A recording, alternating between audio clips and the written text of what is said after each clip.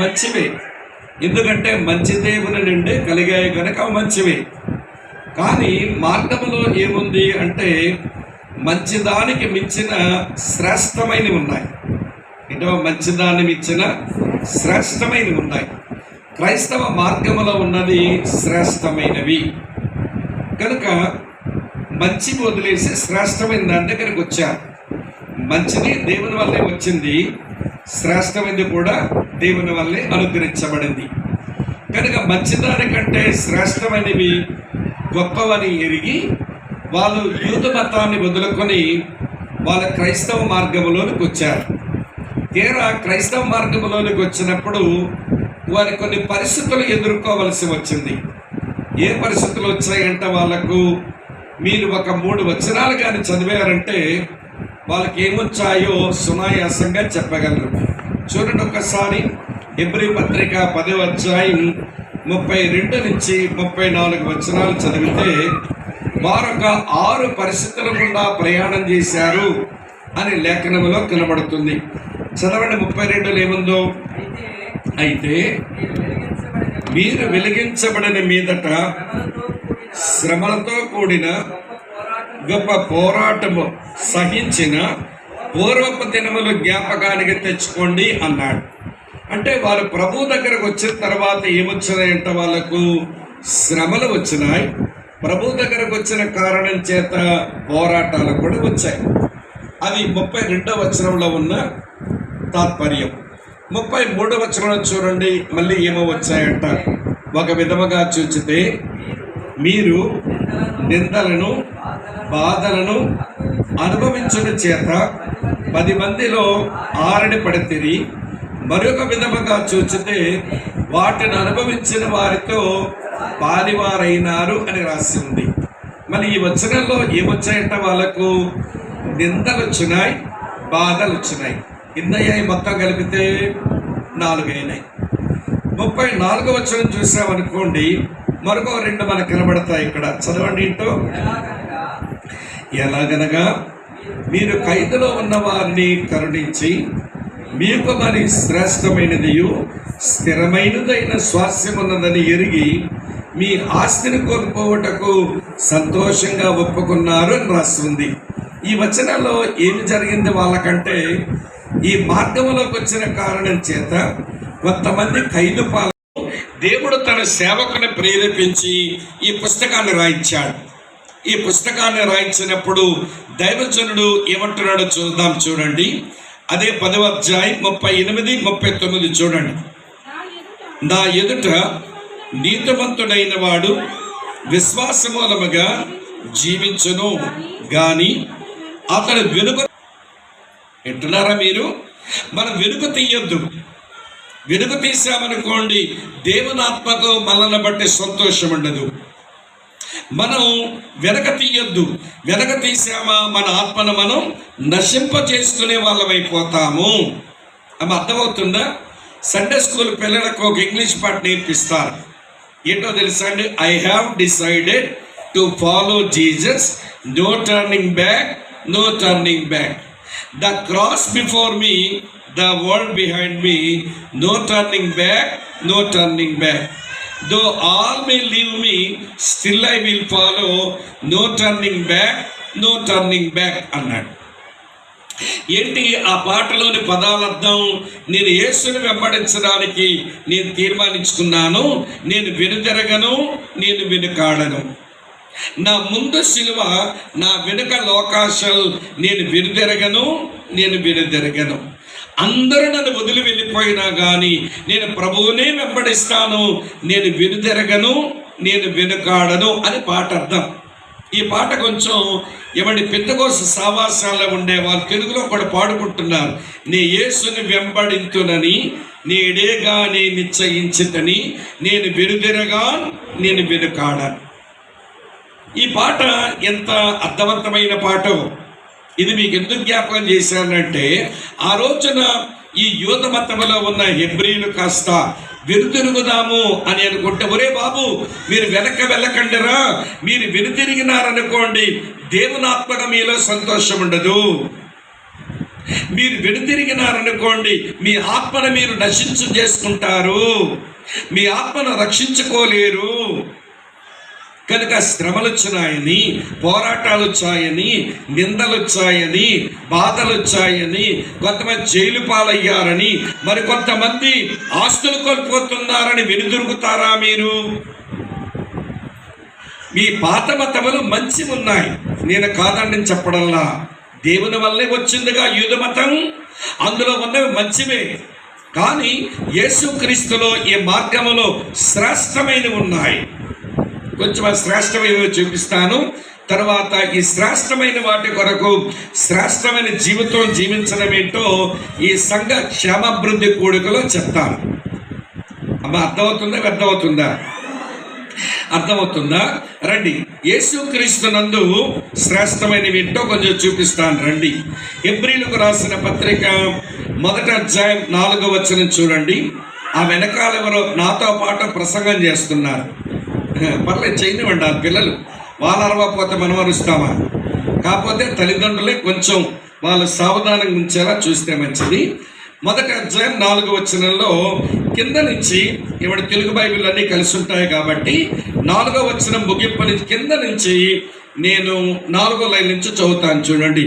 దేవదూతల కంటే శ్రేష్టమైన నామం పొందెను, వారి కంటే అంత శ్రేష్ఠుడై ఉన్నత లోకమందు మహామౌడకు దేవుని కుడిపార్శ్వమున కూర్చుండెను అని రాసి ఉంది. ఈ వచనం ఏం చెప్తుందంటే, యేసుక్రీస్తునందు మీరు శ్రేష్టమైన వ్యక్తి దగ్గరికి వచ్చినారు. యేసు ఎవరు? శ్రేష్ఠుడు. ఎవరికంటే శ్రేష్ఠుడు? ప్రవక్తల కంటే శ్రేష్ఠుడు. ఎవరికంటే శ్రేష్ఠుడు? దేవదూతల కంటే శ్రేష్ఠుడు. ఎట్లా చెప్పగలమండి? ఏ దేవదూత అయినా మహామౌడకు దేవుని కుడిపార్శ్వానికి వెళ్ళి కూర్చోగలిగాడా? లేదు. పోనీ ఏ ప్రవక్త అయినా మహామౌడకు దేవుని కుడిపార్శ్వానికి వెళ్ళి కూర్చోగలిగాడా? దేవదూతకి కూర్చునే భాగ్యం లేదు, ప్రవక్తకి కూర్చునే భాగ్యం లేదు. 33 సంవత్సరాలు ఈ యేసుక్రీస్తు భూమి మీద జీవించి ఆయన పైకి ఆరోహణ అయిన తర్వాత మహామహుడకు దేవుని కుడిపార్శ్వాన కూర్చున్నాడు. అమ్మా, వింటున్నారా మీరంతా? మీరు కళ్ళు తెరిచే నా వైపు చూస్తూ వాక్యం వినాలి. నాకు మైదా రోగం ఉంది, నా కళ్ళు మూసుకుని వాక్యం చెప్పడం రాదు. నేను అందరి వైపు చూస్తానే వాక్యం చెప్తా. మీరు కళ్ళు మూసుకున్నారనుకోండి, మీరు దర్శనమన్నా చూస్తారా, కలన్నా గంటారు. ఆమె అర్థమవుతుందా? కనురెప్పల మూతలు వేస్తే రెప్పల మీద దెయ్యముంచి కూర్చుంటాడు. దేవుని వాక్యం నుంచి ఒక ముక్క మనసులోకి పడనివ్వడన్నమాట. అమ్మ, వింటున్నారా మీరంతా? మీరు కళ్ళు మూసుకొని వాక్యం వింటే మిమ్మల్ని లేపైనా వినిపిస్తా. మీరు వింటే విన్నారు, పోతే పోయారు అన్న టైపు కాదు నేను. మాకు ఆడి పేరు ఏం తెలుసు అని ఇవ్వండి, మా పేరు వాడికేం తెలుసు అనుకుంటా. మీ పేరు నాకు తెలియనక్కర్లా. మీరు కట్టుకున్న రంగు ఇవ్వండి, ఆ చీర రంగు కనబడుతుందిగా, ఆ రంగు చీర సిస్టర్ కొంచెం లేపండి అమ్మా అని పిలుస్తా. అమ్మ, అర్థమైందా? అమ్మ, వింటున్నారా లేదా మీరంతా? నీలపు ఇవ్వండి బట్ట కప్పుకున్న పరికిణి వేసుకున్న సిస్టర్ గారు మీ పక్కనున్న తెల్ల పరికిణి వేసుకున్న అమ్మగారిని అప్పుడప్పుడు కంట కనిపెట్టండి. మీరేనమ్మా అక్కని. మీరు కళ్ళు మూసుకుని వాక్యం వింటే కుదరదమ్మా. వింటున్నారా మీరు? మీరు నిద్రలోకి జారుకుంటున్నారు. మీ కొరకే అంతా చెప్పాల్సి వచ్చిందన్నమాట. ఏమంటే వింటున్నారా? ఏమంటే బ్లూ ఏమంటే పైన చున్నీ వేసుకున్న అక్కగారు కొంచెం అక్కడ కనిపెట్టండి అప్పుడప్పుడు. మరి మీ పేరు పెట్టి నేను అలా చెప్పాను అనుకోండి, మా పరువు తీస్తున్నాడు అనుకుంటే కుదరదు. మీ పరువు పోకుండా పడుకోకుండా ఉండండి. మరి ఆమె అర్థమవుతుందా? చెల్లి, నువ్వు కొంచెం జరగమ్మా, కొంచెం పక్క జరుగు, లైన్లోకి రా,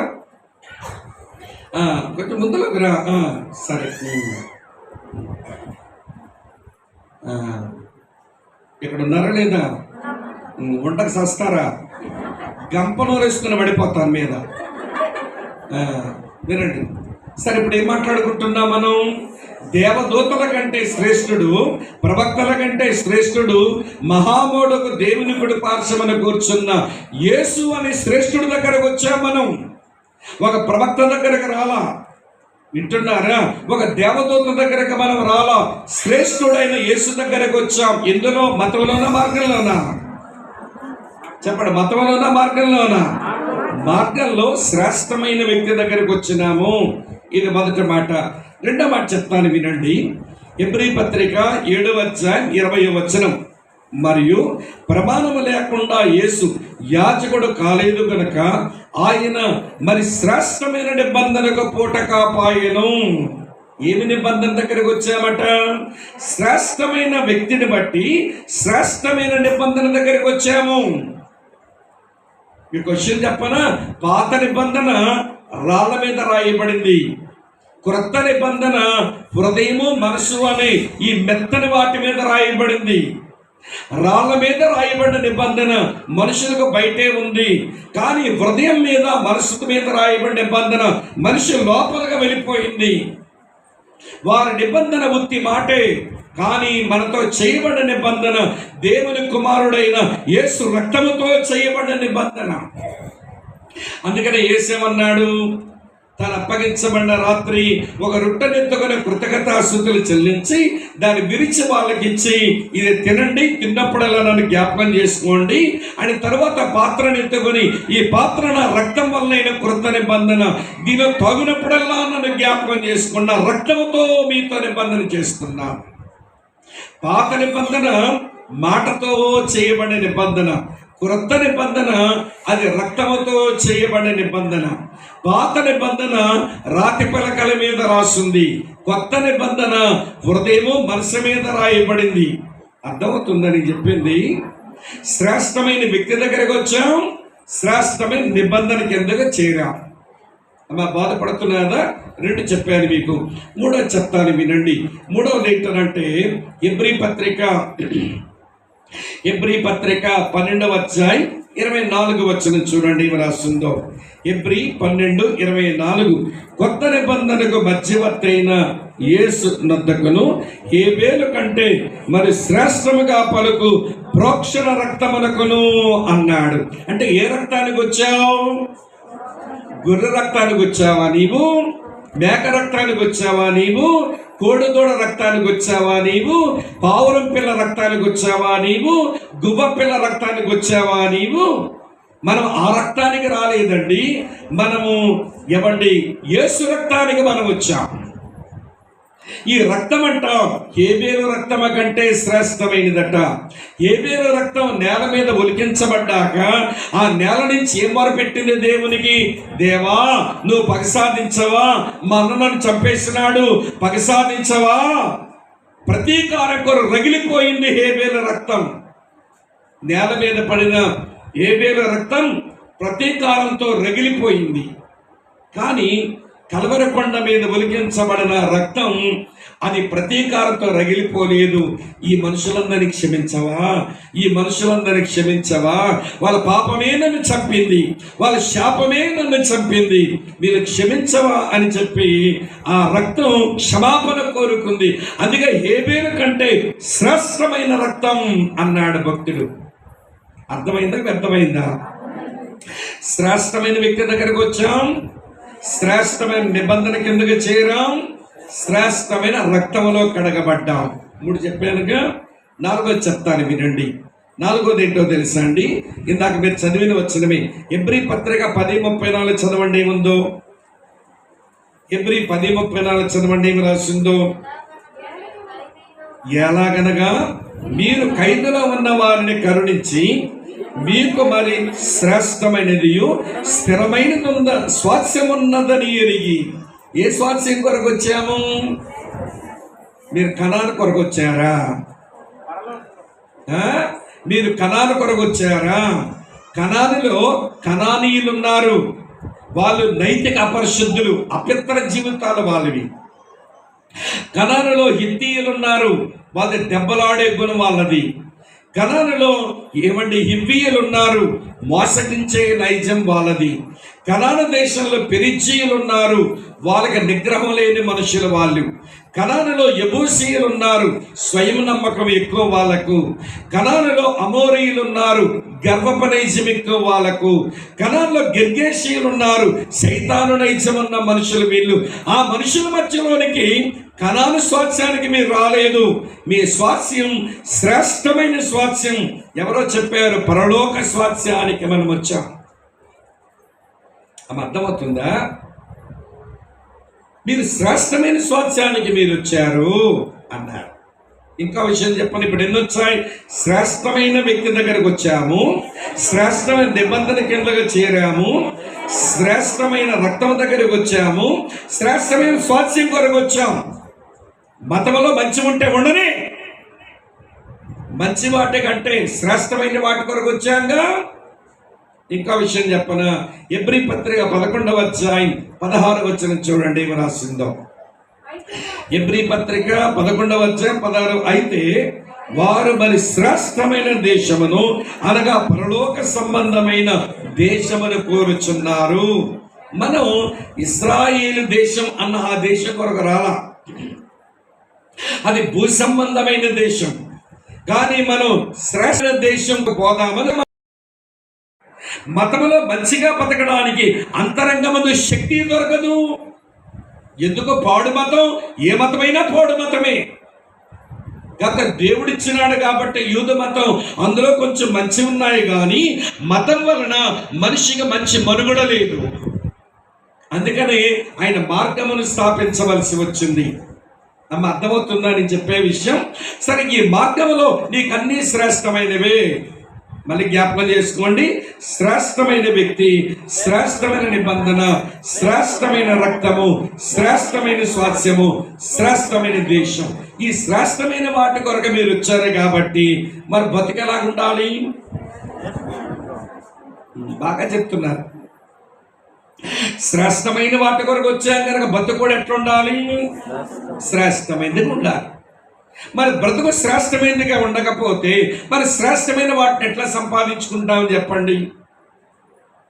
అందుకని ఈరోజు మన ధ్యానాన్ని చదువుకున్నామే 5 వచనాలు. ఎబ్రీ పత్రిక 13వ అధ్యాయం 12 నుంచి 16 వచనాలు చదివామే. ఇందులో శ్రేష్టమైన జీవితాన్ని గురించిన మంచి అనుభవాలు ఉన్నాయి. అది నేర్చుకోవాలి మనం. ఈ సంఘ క్షేమాభివృద్ధి కూడికలో శ్రేష్టమైన జీవితం అంటే ఎట్లుంటుందో, లేఖనాల వెలుగులో శ్రేష్టమైన జీవితం జీవించడం ఏంటో నేను విపులంగా మీతో చెప్పే ప్రయత్నం చేస్తాను. ఇంతసేపు ఉపోద్ఘాతమే చెప్పా, కాకపోతే నా ఉపోద్ఘాతమే బంగాళాఖాతం అంత అయ్యింది. ఎందుకంటే ఈ నేపథ్యం తెలియకపోతే ఇప్పుడు మనం ఆలోచించే విషయాలు అస్సలు మీకు అర్థం కావు. అర్థమవుతుందా? ఇప్పుడు చెప్పండి, ఎవరు వీళ్ళంతా? హెబ్రీయులు అంటే యోధ మతానికి చెందిన వాళ్ళు. ఏమైనారు వీళ్ళంతా? క్రైస్తవ మార్గంలోకి వచ్చారు. క్రైస్తవ మార్గంలోకి వస్తే ఏం వినబడుతుంది? గర్వాపసి వినబడుతుంది. దాని వైపు వచ్చేద్దామని అనుకుంటున్నారు. ఎందుకనంటే శ్రమలు వచ్చినాయి, పోరాటాలు వచ్చినాయి, నిందలు వచ్చినాయి, బాధలు వచ్చాయి, జైలు పాలయ్యారు, ఆస్తులు పోతున్నాయి. అదే గర్వాపసిలోకి పోదామనుకుంటున్న రోజులవి. అటువంటి రోజుల్లో మీరు వెనుక తీశారా, దేవుని ఆత్మకు సంతోషం ఉండదు. మీరు వెనుక తీశారా, మీ ఆత్మ నశింపజేసుకుంటారు.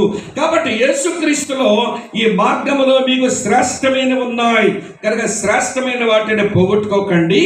ఆ శ్రేష్టమైన వాటిని సంపాదించుకోవడానికి మీ జీవితాలు శ్రేష్టంగా ఉంచుకోండి. అర్థమైందా ఈ ఉపోద్ఘాతం అంతా? ఇప్పుడు శ్రేష్టమైన జీవితం అంటే ఎట్లా ఉంటుందో ఈ 5 వచనాల నుంచి ఒక 5 సంగతులు చెప్తాను. అప్పుడు ఖచ్చితంగా 1:30 అవుద్ది. అమ్మ అంతా లెక్కలేసుకొని చెప్తున్నాను నేను. నిమిషం లెక్కలేసుకుని బతకాలంట దేవుని పిల్లలు. ఏమండి, భారతదేశంలో ఏదిరా చవక అంటే నీళ్ళు అనేది, నీళ్ళకి 20 రూపాయలు పెట్టాలి బాటిల్కి. పాత రోజుల్లో చవక అనే దానికి ఉప్పు కళ్ళు అనేవాళ్ళు. ఉప్పు కళ్ళకి ఇచ్చేసాను రా అంటారు. ఉప్పు కళ్ళు చవకున్నాయి. ఈ రోజున ఉప్పు ప్యాకెట్ టాటా సాల్ట్ కొనాలంటే మనం 30 రూపాయలు పైన ఖర్చు పెట్టాలి. ఉప్పు ఖరీదైపోయింది, నీళ్లు ఖరీదైనాయి. మరి ఏంటి చవక భారతదేశంలో అంటే సమయమే చవక. అందుకే ఎట్టబడి తట్టు వాడతాం. మళ్ళీ మనకేం తెలుసు, తెలిసిన వాళ్ళే సమయం అట్లా వాడుతున్నారంటే అది ఏం దరిద్రమో కానీ వీళ్ళకి ఎంత బాగా తెలుసు అంటే దినములు చెడ్డవే గనుక టరడరడ ఏంటమ్మా సమయమును పోనీయక సద్వినియోగం చేసుకోవాలని వాక్యాలు వాళ్ళు ఇస్తారు. కానీ సమయం ఇష్టం వచ్చినట్టు వాడతారండి. నేలను ఒరిగిన నీళ్లు మళ్ళీ తెచ్చుకోలేము. నేలను ఒరిగిన నీళ్లు మళ్ళీ తెచ్చుకోలేము. అందుకని సమయానికి మనం విలువనివ్వటం నేర్చుకోవాలి. సమయానికి విలువనివ్వకపోతే దేవుడు ఏమని పిలుస్తాడో చెప్పనా? సిగ్గుపడతారా పడరా? మీరు చెప్తే సిగ్గుపడే వాళ్ళైతే పర్లేదు, మీరు సిగ్గు ఎక్కువ లేకపోతే దేవుడు అంటాడు, ఓ సిగ్గుమాలిన జనులారా, గాలికి పొట్టి ఎగిరిపోయినట్లుగా మీ సమయం ఎగిరిపోతుంది అంటాడు దేవుడు. ఏ మనుషులంట సిగ్గుపడ్డం రాకపోతే సిగ్గుమాలిన వాళ్ళని పిలుస్తాడు ఆయన. మరి కనీసం సిగ్గుపడ్డమైన వస్తే కొంచెం దేవుడు తగ్గిస్తాడు డోస్, కానీ లేకపోతే సిగ్గుమాలిన వాళ్ళారా మీకు బుద్ధి లేదు అని అరుస్తాడు ఆయన. కనుక విషయాన్ని మీరు మనసులో పెట్టుకొని ఇప్పుడు 2-5 విషయాలు విద్దురు కానీ వచ్చే ప్రసంగం చూద్దాంలే తమ్ముడు. కూర్చొని వాళ్ళ దగ్గర కూర్చొని విన్నాయన రండి. ఇప్పుడు 5 వచనాలు చదివేయంగా ఒక్కొక్క తలంపు వరుసగా చెప్తాను వినండి. 12-13 వచనాలు ఇలా ఉన్నాయి. హెబ్రీయులకు రాసిన పత్రిక 13వ అధ్యాయం 12-13 వచనాలు. కావున యేసు కూడా తన స్వరక్తము చేత ప్రజలను పరిశుద్ధపరచుటకై గవిని వెలుపట ఏమి పొందెను? శ్రమ పొందెను. కాబట్టి మనం ఆయన నిందను భరించుచు శిబిరం వెలుపలకు ఆయన యొద్దకు వెళదాము. ఏది శ్రేష్టమైన జీవితం అంటే అమ్మ వింటున్నారా? ప్రత్యేకించబడిన జీవితమే శ్రేష్టమైన జీవితం. చెప్పడం ఏంటి? ప్రత్యేకించబడిన జీవితమే శ్రేష్టమైన జీవితం. ఏమని పిలిపిస్తున్నాడు భక్తుడు? ప్రత్యేకించబడిన జీవితానికంటే మీరు శిబిరం వెలుపలకు రండి, గవిని వెలుపలకు రండి.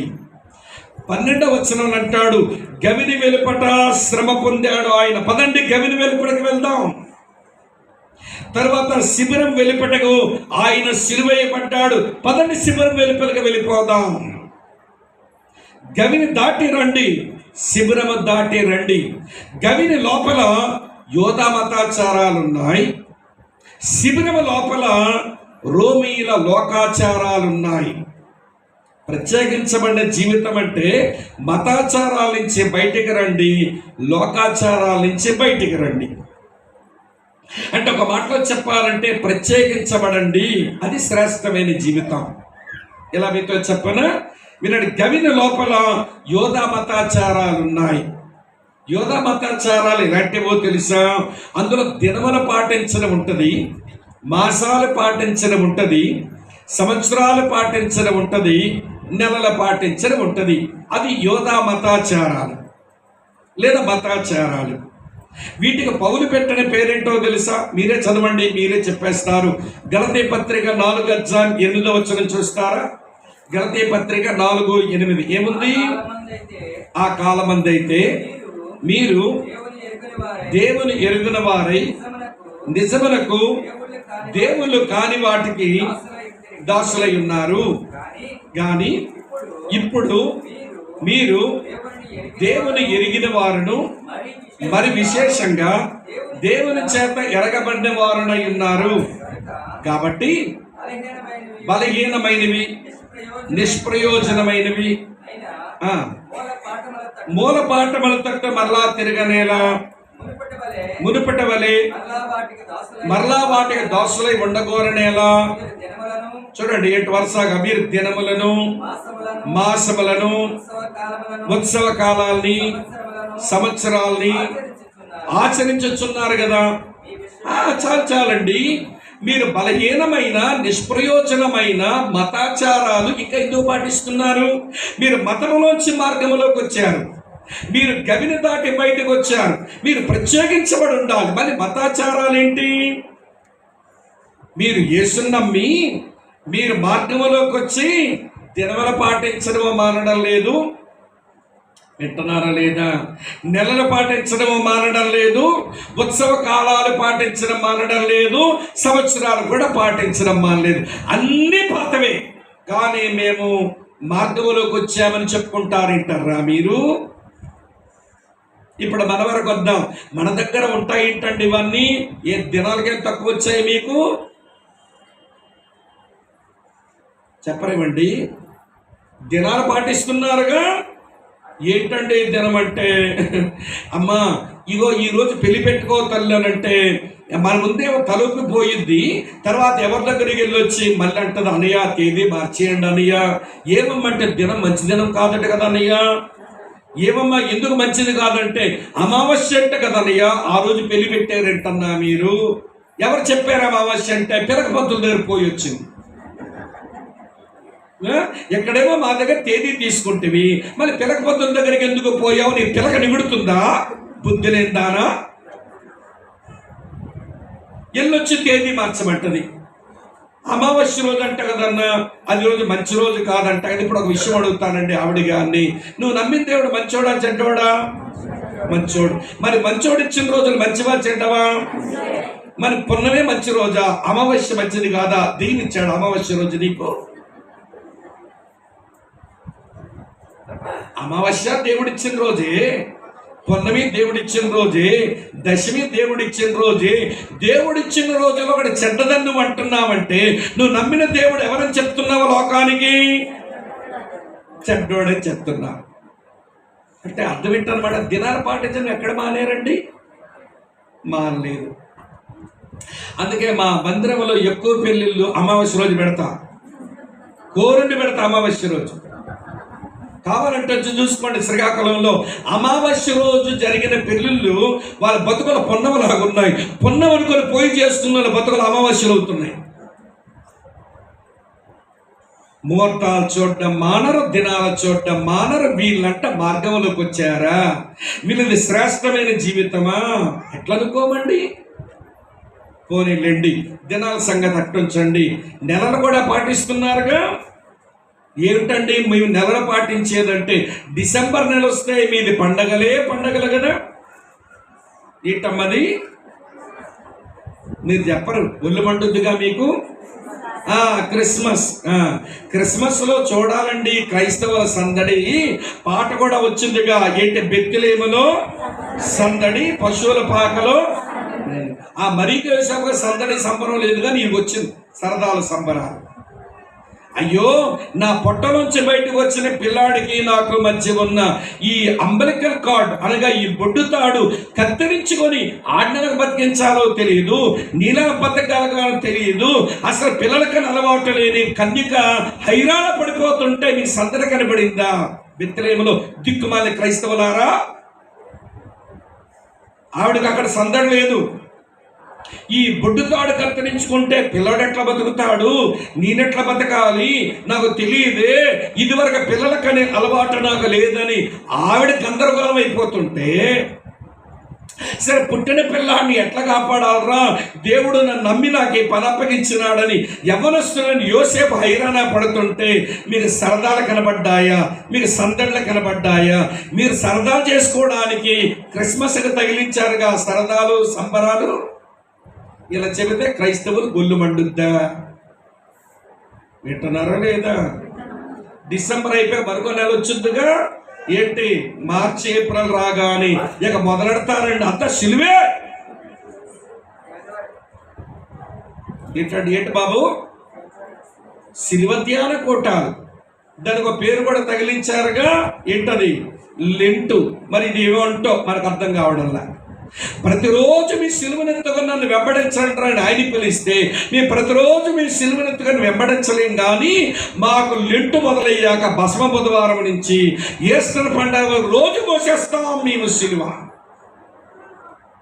ఏం మానేరు మీరు మాసాలు పాటించడం? ఏం మానేరు మీరు ఉత్సవ కాలాలు పాటించడం? మీరు మతం వదలలేదు, ఇంకా మీరు ఇక మతం వదల్లా. పేరుకి మీరు మార్గంలోకి వచ్చారు కానీ మీ పాత మతాన్ని వదలలేదుగా. ఏ ప్రత్యేకించబడ్డారు? అమ్మ ఇక్కడ ఉన్నారా లేదా? ఏంట్రా బాబు ఏపుకు తింటున్నాడు వీడు అన్నట్టు చూడకండి. విషయమైతే అది మీరు వింటే వినండి, గ్రహిస్తే గ్రహించండి, గ్రహించారు మానేయండి. దేవుని సేవకునిగా చెప్పాల్సిన బాధ్యత ఉంది. ఇది సంఘక్షేమాభివృద్ధి కూడికలు గనక నేను చెప్పి తీరవలసిందే. మీరు విని తీసుకుంటారో లేక వెనక మానుకుంటారో అది మీ ఇష్టం. మీ మీద ఏమైనా మీరు బాసులు మా సేవకులుగా చెప్పాలి, చెప్పిపోతారంతే. వింటున్నారా లేదా? పోనీ ఆ గవిని లోపల యోధ మతముంది, బయటికి రండి అని పిలుస్తున్నాడు. శిబిరం లోపల రోమీల లోకముంది, అది కూడా వదిలిపెట్టిరండి అంటున్నాడు. మరి లోకాన్ని వదిలేయమంటారా? పోనీ చెప్పండి. క్రైస్తవుడు లోకముతో ఉండవలసిన వైఖరి బైబిల్లో 4 వచనాలు ఉన్నాయి. అందులో మొదటి వచనం యాకోబు 4:4 ఉంటుంది. వ్యభిచారులారా, ఈ లోక స్నేహం దేవునితో వైరమని ఎరగరా? ఎవరు లోకమును స్నేహించునో వారు దేవునికి శత్రువు అవుతారు అన్నాడు. లోకంతో ఏం చేయకూడదంట? స్నేహం చేయకూడదు.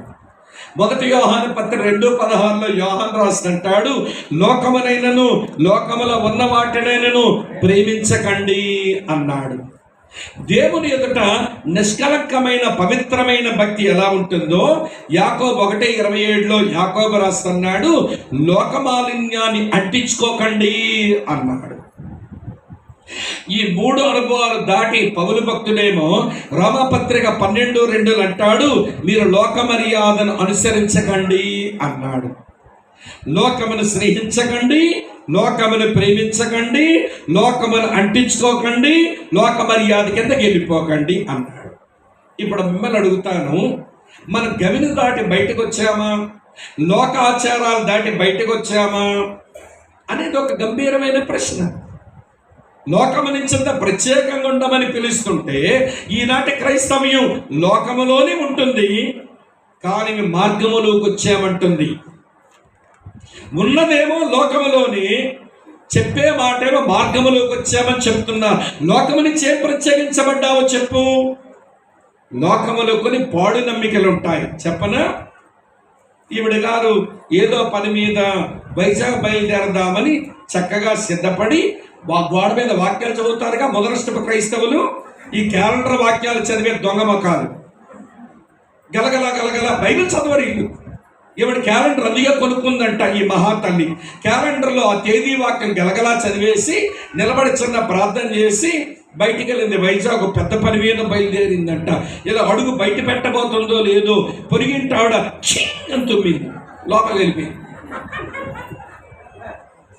ఏమమ్మా ఎందుకు బయలుదేరి ఆగిపోయావంటే, పొరిగింటి ఆవిడ తుమ్ము కదండి. ఈ తుమ్మైతే ఏమైందమ్మా? అశుభం కదా అంటే, నీ శుభం నీ అశుభం దేవుని మీద ఆధారపడి ఉన్నాయా, లేక నీ శుభం నీ అశుభం నీ పొరిగింటి ఆవిడ తుమ్ము మీద ఆధారపడిందా? మరి తుమ్ము భయపడడానికి ఎందుకు పోయావు? అది లోకమా లేఖనమా? అది లోకం. మరి లోకాచారం నుంచి ఏం ప్రత్యేకించబడ్డావో చెప్పు. ఇంకా చెప్పమంటారా మీకు? చెప్తాను వినండి, అప్పుడే తెల్లారలా.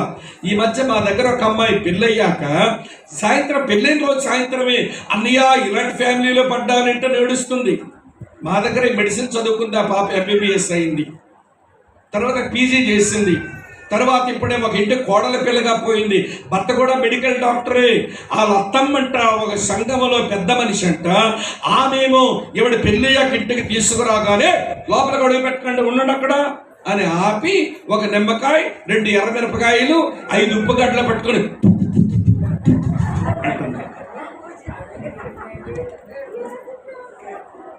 అమ్మా ఏం చేస్తుంది చెప్పండి మీరు? దిష్టి తీసి. దేవుని పిల్లల దిష్టి తగులుద్దా? బిలాం అనే పెద్ద మనిషి బాలాగతో చెప్పాడు, దేవుని పిల్లల మీద శకునం పని చేయదు, నేను దిష్టి పెట్టలేను, వాళ్ళు శపించలేను, నా వల్ల కాదురా బాబు, నువ్వెంత డబ్బిచ్చినా నా వల్ల కాదని ఎంత నిర్మోమాటంగా ఏమండి యథార్థంగా ఒప్పుకున్నాడో బిలాం అనే ప్రవక్త. మరి తన కొడుక్కి కోడలు దిష్టి తగిలిందని నిమ్మకాయలు, ఎర్రమిరపకాయ, ఉప్పుగడ్డల పాటు దిష్టి తీస్తుందే డేకన్ బోర్డ్ మెంబర్ అంటే దిక్కుమాలిన మెంబర్. ఇదో పెద్ద చర్చిలో ఈ అత్తమ్మ డేకన్ బోర్డు మెంబర్ అంట. చెప్పిసుకు తన్నాలేనంటోంది.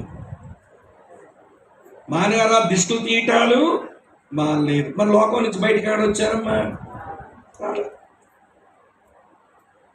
ఒక ఆవిడే మన తమ్ముడు పెళ్లి చేస్తా మమ్మల్ని పిలిచింది, వైజాగ్లో పోయా. ఏమంటే ఆవిడ ముందే రెడీ అయిపోయింది. స్వామిని డైరెక్ట్ చర్చికి పోయిన గొడవ ఉండదు, ఇక్కడికి వచ్చాడంటే ఇవన్నీ చూసి ఏదో అడుగుతాడేమని కొంచెం అనుకుని ఏమి సిద్ధపడిందో కానీ నేను తిన్నగా చర్చికి వెళ్ళకుండా ముందు ఆలిటికి పోయా. ఆవిడ కర్మ కాలింది.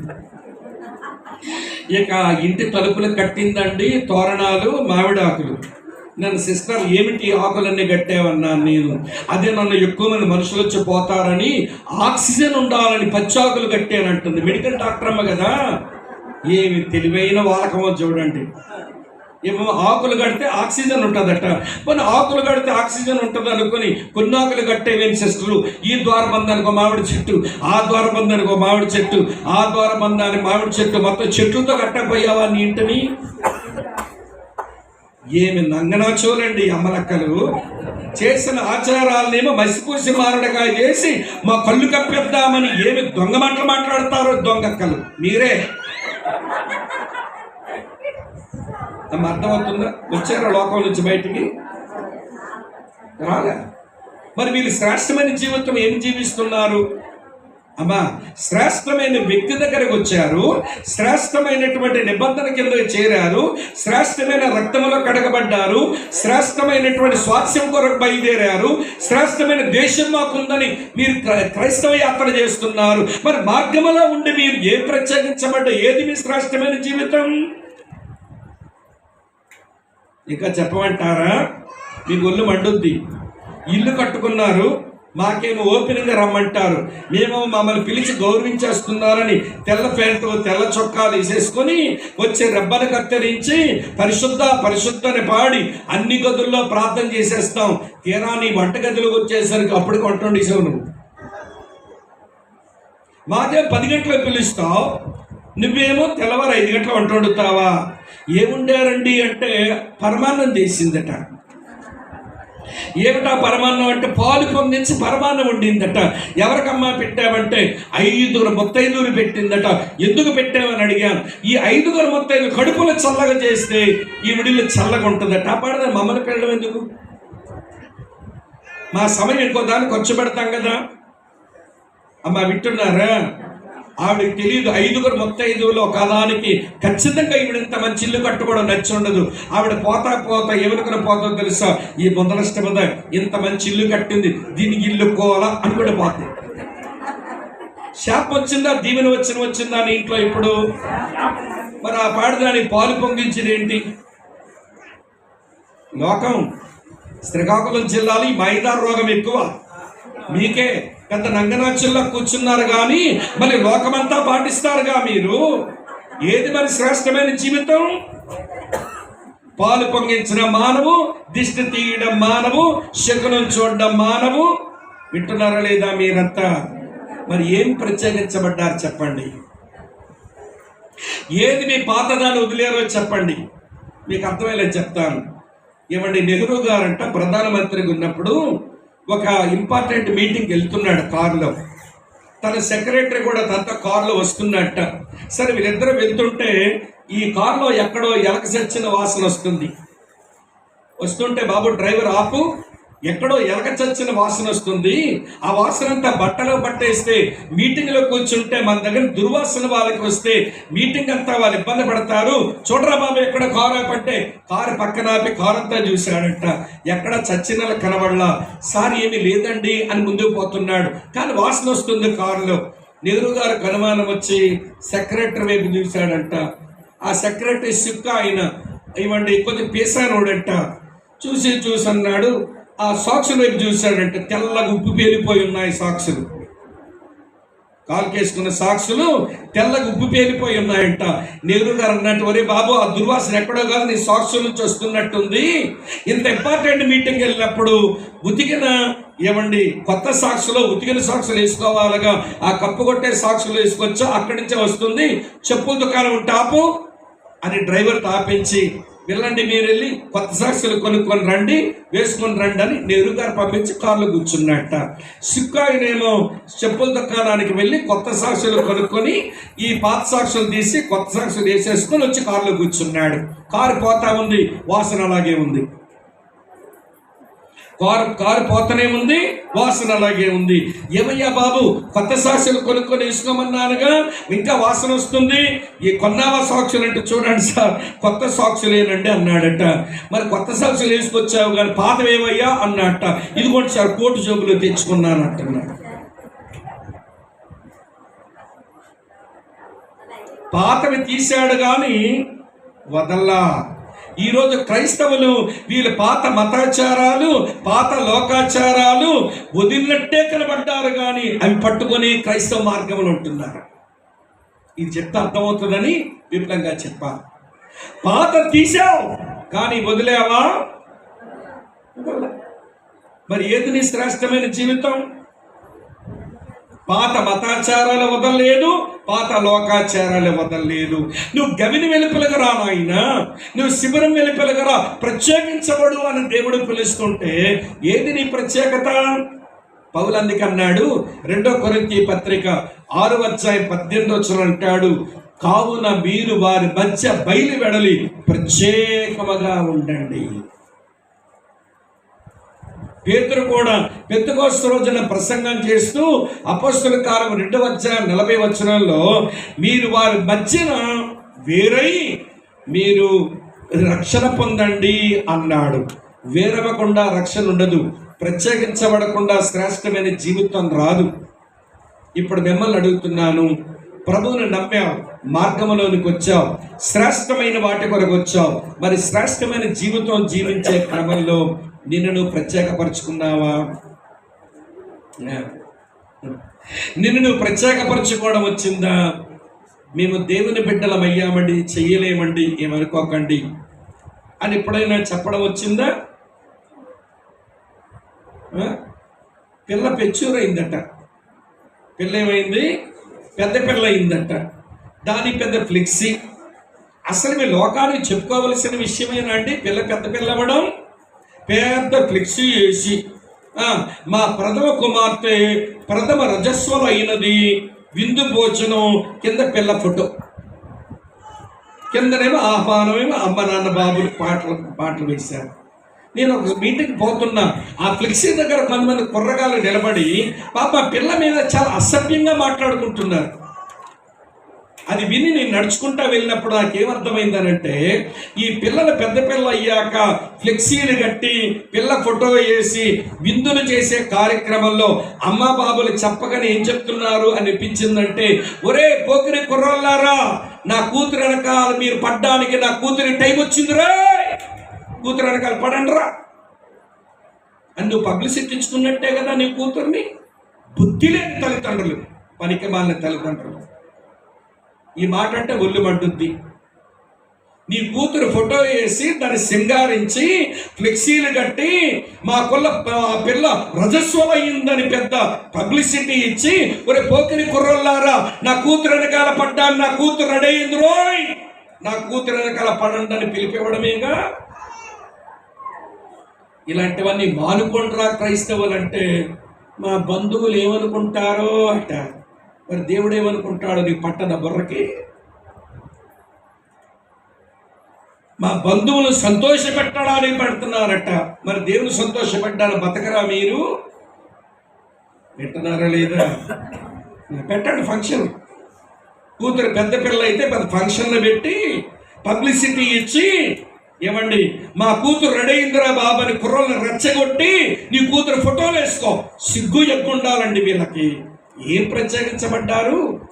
ఇలా అంటే ఒళ్ళు మండుతుంది మన వాళ్ళకి. అర్థమైందా? లోకం నుంచి బయటకు రాలేదు, మతం నుంచి బయటకు రాలేదు, కానీ మీ మార్గంలో ఉన్నామని చెప్పుకుంటున్నారంతే. మిమ్మల్ని మీరు మోసగించుకోకండి, మనల్ని మనం మోసగించుకోవద్దు. గవిని వెలుపల దాటొద్దాం మతాచారాల నుంచి, శిబిరం దాటి బయటకు వద్దాం లోకాచారాల నుంచి. అప్పుడు మనది శ్రేష్టమైన జీవితం. అర్థమవుతుందా? వ్యర్థమవుతుందా? ఏంటి సైలెంట్ అయిపోయారు?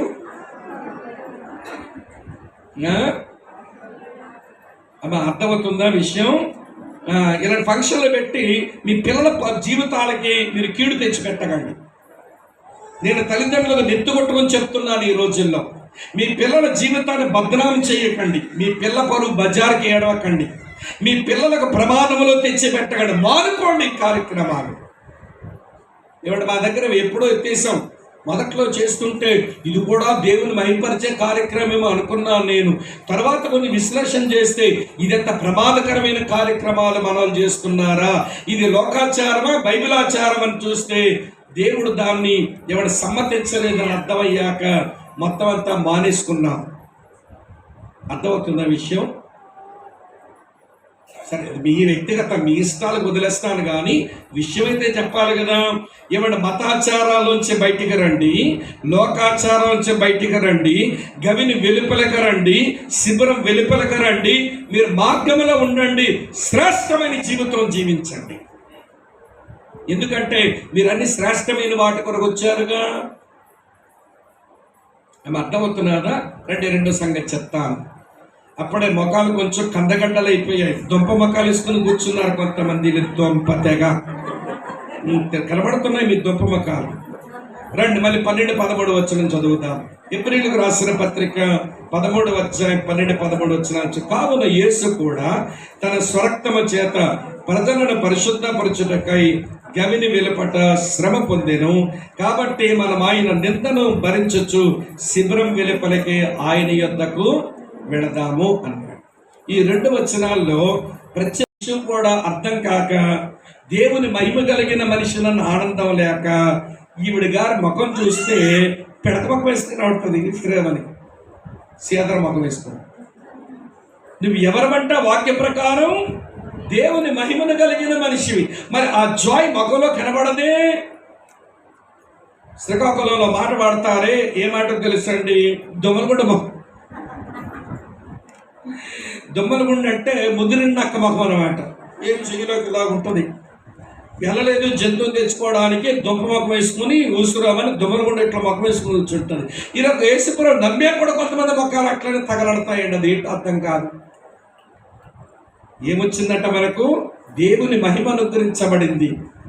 దేవుని జీవం, దేవుని నామం, దేవుని వాక్యం, దేవుని మహిమ 4 వచ్చాయండి. తండ్రి, నా యుద్ధకు వచ్చిన వారందరికీ విచ్చేస్తున్నా. శిబిరము దాటి గవిని దాటి బయటకు వచ్చి నా దగ్గరకు వచ్చారు వీళ్ళంతా. ఆ కారణం చేత ఇవన్నీ వాళ్ళకి ఇచ్చేస్తున్నాను అన్నాడు ఆయన. అర్థమవుతున్నారా? ఇంకో చెప్తాను. 26వ వచనం చూడండి. నీవు నా యందు ఉంచిన ప్రేమ వారి యందు ఉండునట్లును అన్నాడు. దేవుని ప్రేమను కూడా ఇచ్చాట. దీనికి రోమాపత్రిక 5:5 వచనం కలపండి. అక్కడ ఏమని రాసి ఉంటుందో తెలుసా అండి? ఎందుకనగా ఈ నిరీక్షణ మనను సిగ్గుపరచదు, మనకు అనుగ్రహించబడిన పరిశుద్ధాత్మ ద్వారా దేవుని ప్రేమ మన హృదయములో కుమ్మరించబడింది అని రాసి ఉంటుంది. దేవుని ప్రేమను అనుగ్రహించాడు. నువ్వు వచ్చిన మాట నిజమైతే ఆయన ఏదో ఇస్తాడు. ఆయన ఇచ్చిన మాట నిజమైతే అది నువ్వు పుచ్చుకోవాలి. నువ్వు పుచ్చుకున్న మాట నిజమైతే అవి ఉంచుకోవాలి. ఆ ఉంచుకున్న మాట నిజమైతే వాటిని వాడుకోవాలి. ఈ అనుభవం నీకు రాకపోతే నువ్వు క్రీస్తు వద్దకు వచ్చిన మనిషి ఎట్లవుతావు? ప్రభువు వద్దకు వచ్చిన వారు ఎవరి వారు శ్రేష్టమైన జీవితం జీవించిన వారు. ప్రత్యేకించబడిన జీవితం ఒకటి చెప్పాను. ప్రభువు వద్దకు ఇచ్చిన జీవితం 2 చెప్పాను. 3 చెప్తాను రండి, మన టైం అవుతుంది కనుక. ఎబ్రీ పత్రిక 13వ అధ్యాయం ఇంకా అవ్వలేదు నాకు. 12-13 వచనాలు ఏమి రాస్తుంది? ఎబ్రీ పత్రిక 13వ అధ్యాయం 12-13 వచనాల్లో, కావున యేసు కూడా తన స్వరక్తము చేత ప్రజలను పరిశుద్ధపరచుటకై గవిని వెలుపట శ్రమ పొందెను. కాబట్టి మనం ఆయన నిందను భరించచ్చు శిబిరం వెలుపలకి ఆయన యొద్దకు వెళుదము. ఈ 2 వచనాల భక్తులు అంటాడు, వినండి, శ్రేష్టమైన జీవితం అంటే ప్రత్యేకించబడిన జీవితం. శ్రేష్టమైన జీవితం అంటే ప్రభువునొద్దకు వచ్చిన జీవితం. 2 చెప్పారు. 3వ మాట ఏంటో తెలుసా? శ్రేష్టమైన జీవితం అంటే పరీక్షింపబడే జీవితం. శిబిరం వెలుపలికి వెళ్ళిన, గవిని వెలుపలికి వెళ్ళిన యేసు శ్రమను నిందను పొందాడు. ఆయన యొద్దకు చేరిన మనకు ఆయనకి ఏమొచ్చాయో మనకు అవే వస్తాయి. ఆయనకి ఏమొచ్చాయో మనకు అవే వస్తాయి. అందుకని ఒక మాట రాస్తుందండి. 1 యోహాను పత్రిక 4:17 వచనంలో, 1 యోహాను పత్రిక 4:17లో, భూమి మీద యేసు ఎట్టివాడై ఉన్నాడో మనమును ఈ లోకములో అట్టివారమై ఉన్నాము. లోకము యేసును ఎరగలేదు. నిన్నెందుకు ఎరుగుద్ది? నిన్ను ఎరగదు. లోకము యేసును తృణీకరించింది. నిన్నెందుకు గౌరవిస్తుంది? నిన్ను తృణీకరిస్తుంది. లోకము యేసును గణపరచలేదు. నిన్నెందుకు గణపరుస్తుంది? నిన్ను గణపరచదు. యేసు భూమి మీద ఉన్నప్పుడు ఆయన ఎట్టివాడై ఉన్నాడో మనమును ఈ లోకములో అట్టివారమై ఉన్నాము. ఆయన బయటకు వచ్చింది శ్రమను పొందడానికి, బయటకు వచ్చింది నిందను అనుభవించడానికి. కనుక దేవుని పిల్లలమైన మనకు శ్రమలు నిందలు సర్వసాధారణమే. ఆశ్చర్యపోనక్కర్లా. అందుకని యేసయ్య అన్నాడు, ముందే చెప్పా, యోహాను సువార్త 16:33లో లోకములో మీకు శ్రమ కలుగును, అయినను మీరు ధైర్యం తెచ్చుకోండి. ఈ విషయాన్ని ఏమండి పౌలు బర్నబాలు అపోస్తల కార్యం 14:22లో ఒక సంఘంతో చెప్తున్నారు. ఏమని చెప్పారో తెలుసా? మనము అనేకమైన శ్రమలను అనుభవిస్తూ దేవుని రాజ్యములో ప్రవేశించవలసి ఉంది. దేవుని రాజ్యములో ప్రవేశించవలసి ఉంది. ఇంకొక అడుగు దాటి పౌలు తిమోతితో చెప్తంటాడు. తిమోతికి రాసిన 2వ పత్రిక 3:12లో క్రీస్తు యేసునందు సద్భక్తితో బ్రతకనుద్దేశించిన వాడు హింస పొందును అని రాసి ఉంది. ఇవన్నీ ఇన్ని వచనాలు ఎందుకు చెప్తున్నానంటే, క్రైస్తవులకు ఇష్టం లేని జీవితం ఏంటనంటే పరీక్షించబడే జీవితం. పరీక్ష వద్దు మనకు. పరీక్షల్లోనే శ్రమలున్నాయి, పరీక్షల్లోనే నిందలున్నాయి, పరీక్షల్లోనే బాధలున్నాయి. ఇవి దేవుని పిల్లలకు సర్వసాధారణంగా రావలసినవి. ఇలా మీతో చెప్తాను, 10వ తరగతి పరీక్షలు లేకుండా ఇంటర్మీడియట్లోకి పిల్లాడు పోడుగా. పరీక్షింపబడని, మేము మా సంఘంలో ఎట్లా అనుకుంటాం, పరీక్షింపబడని క్రైస్తవులు పనికిమాలిన క్రైస్తవులు. పరీక్షింపబడిన విశ్వాసం పనికిరాని విశ్వాసం. దేవుని పిల్లల విశ్వాసం పరీక్షించబడాలి. దేవుని పిల్లలు పరీక్షించబడాలి. అనవసరమైన నిందల మీద పడతాయి, అనవసరమైన శ్రమలు వస్తాయి, ఏడిపిస్తాయి. కానీ దాని వెనకాలుండే లాభాలు వేరుగుంటాయి. ఆ లాభాలు వచ్చే వరకు నిందన భరించడానికి ఇష్టపడాలి, బాధలు అనిపించడానికి ఇష్టపడాలి. కొన్నిసార్లు తలెత్తలేనంత అవమానం వస్తుంది మన మీదకు. తలదించుకోవాలి, పర్వాలేదు. కానీ మన తలెత్తువాడు మన నమ్మిన ప్రభు. ఇది అర్థం చేసుకుని బ్రతకడం నేర్చుకోవాలి. అర్థమవుతుంది నేను చెప్పే విషయం. కనుక పరీక్షించబడే జీవితంలో శ్రమ, నిందలు, బాధలు ఇవన్నీ ఉంటాయి. మీకు ఆ విషయం చెప్పనా? మనకు వచ్చిన శ్రమలు కొన్నిసార్లు కొంతమంది రక్షణకు ఉపయోగపడతాయేమో. పౌలు శీలలకు ఫిలిప్పీ పట్టణంలో వచ్చిన జైలు శ్రమ జైలు రక్షణకు ఉపయోగపడలేదా? యోనా ప్రయాణం చేస్తున్నటువంటి ఓడ మీద వచ్చిన తుఫాను ఆ ఓడలో ప్రయాణం చేస్తున్న అన్యులైన నావికుల రక్షణకు ఉపయోగపడలేదా? కొన్నిసార్లు మనకు వచ్చిన శ్రమ, బాధలు ఎవరి రక్షణకు ఉపయోగపడతాయేమో. అందుకనే ఇంగ్లాండ్ దేశంలో ఉద్యమం కొరకు వాడబడిన దేవుని సేవకుడు అనేవాడు, దేవా నాకొచ్చే శ్రమ, నిందల, బాధలు ఎవరి రక్షణకైనా ఉపయోగపడితే శ్రమలు, శోధనలు సంతోషంగా అనుభవిస్తాను నాయన. తీసుకెళ్ళండి దాంట్లోంచి, తీసుకెళ్ళండి వాటిలోంచి. అర్థమవుతుందా? అయితే ఒక మంచి విషయం చెప్పి ముగిస్తాను. ప్రసంగం కాదు, ఈ తలంపు. అమ్మ వింటున్నారా? ఏమని అడుచుండి? 1 పేతురు 5:10 1 పేతురు 5:10 చూడండి ఏమన్నాడు. 1 పేతురు 5:10 తన నిత్య మహిమకు క్రీస్తునందు మిమ్మల్ని పిలిచిన సర్వ కృపానిధిగు దేవుడు కొంచెము కాలం మీరు శ్రమపడని పిమ్మట. శ్రమ ఎంత కాలం అంటమ్మా? గట్టిగా చెప్పండి నోటితో అందరూ. శ్రమ ఎంత కాలం? కొంచెము కాలం. ఆ కొంచెం కాలం అయిపోయిన తర్వాతట తానే మిమ్మల్ని పూర్ణులుగా చేసి ఒక ప్రయోజనం, తానే మిమ్మల్ని స్థిరపరిచే 2వ ప్రయోజనం, తానే బలపరచని 3వ ప్రయోజనం. దేవుడే బలపరిచే జీవితం, దేవుడే స్థిరపరిచే జీవితం, దేవుడే సంపన్నులుగా చేసే జీవితం శ్రమల గుండా వస్తుంది. మీరు ఎవరైనా వినండి, చిన్న బంగారం ముక్క కొనుక్కొని దాన్ని తాడు కట్టి ముక్కు కట్టుకునే వాళ్ళు ఎవరన్నా చూపించండి నాకు. ఓ చిన్న బంగారం ముక్క కొనుక్కొని దాన్ని తాడు కట్టి మెడల వేలనేసి బంగారం మొక్క అనే వాళ్ళు ఉన్నారు, చూపించండి నాకు. ఆ బంగారం ఆభరణమైతే ముక్కుకో, చెవులకో, చేతులకో, మెడలోనికి వేసుకుంటారు. కానీ బంగారం ముక్క ఆభరణం అవ్వాలంటే కంసాల వాడి కొలువులో కాలాలి, కాలిన తర్వాత కంసాల వారి సుత్తి దెబ్బలు తినాలి, కంసాల వానికి ఉలి దెబ్బలు తినాలి, కంసాల వాడితో పాలిష్ చేయబడాలి. అప్పుడు అందమైన ఆభరణం అయితే ఎవరైనా వేసుకుంటారు. బంగారం ముక్కలా కూడా బంగారమే, కానీ ఎందుకు ఉపయోగపడదు? అది ఆభరణం అవ్వాలి. ఆభరణం అవ్వాలంటే కాలక తప్పదు. ఆభరణం అవ్వాలంటే సుత్తి దెబ్బలు తినక తప్పదు. ఆభరణం అవ్వాలి, ఉలి దెబ్బలు తినక తప్పదు. ఆభరణం అవ్వాలంటే పాలిష్ చేయబడక తప్పదు. ఇవన్నీ క్రైస్తవుల జీవితంలో కూడా అంతే.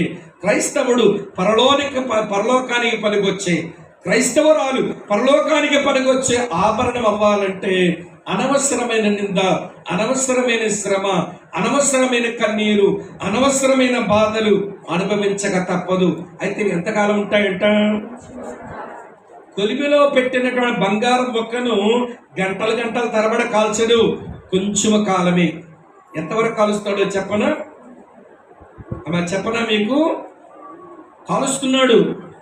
కంసాలి వాడు బంగారాన్ని కాలుస్తున్నప్పుడు ముఖం ఎక్కడో పెట్టుకుని కాల్చుడు, అలాగ దృష్టి పెట్టి కాలుస్తాడు.